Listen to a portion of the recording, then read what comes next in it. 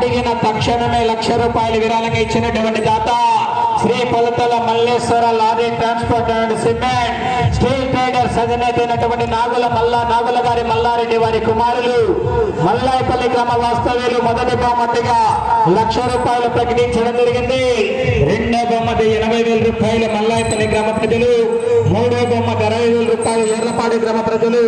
నాలుగో బహుమతి ₹40,000 ఎర్లపాడి గ్రామ ప్రజలు, ఐదో బహుమతి ₹20,000 కేసు శేషులు సందీపైన వెంకటరామయ్య కుమారుడు సందీపైన గోపాల్ గారు కొత్తపేట గ్రామ వాస్తవ్యులు, ఆరో బహుమతిగా ₹10,110 దుంపల వెంకట సుబ్బారెడ్డి కుమారుడు రెడ్డయ్య మల్లాయపల్లి,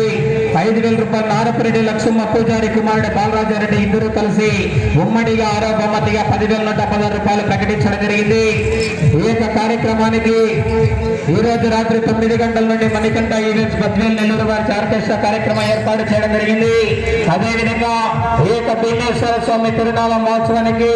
అన్నదాన కార్యక్రమానికి, కళ్యాణ మహోత్సవానికి, కోలాట కార్యక్రమానికి సహకరించినటువంటి ఆర్థిక రూపేణ, ధన రూపేణ, వస్తు రూపేణ సహకరించినటువంటి గ్రామ ప్రజలకు, భీమేశ్వర స్వామి భక్తాదులకు మరియు ఏక కార్యక్రమాన్ని దగ్గరుండి ఏక కార్యక్రమమే కాదు రాజకీయమైన రౌడీయుజమైన ఎంత సమస్యలు ఎన్ని సమస్యలున్నా అటువంటి కార్యక్రమాలన్నింటినీ కూడా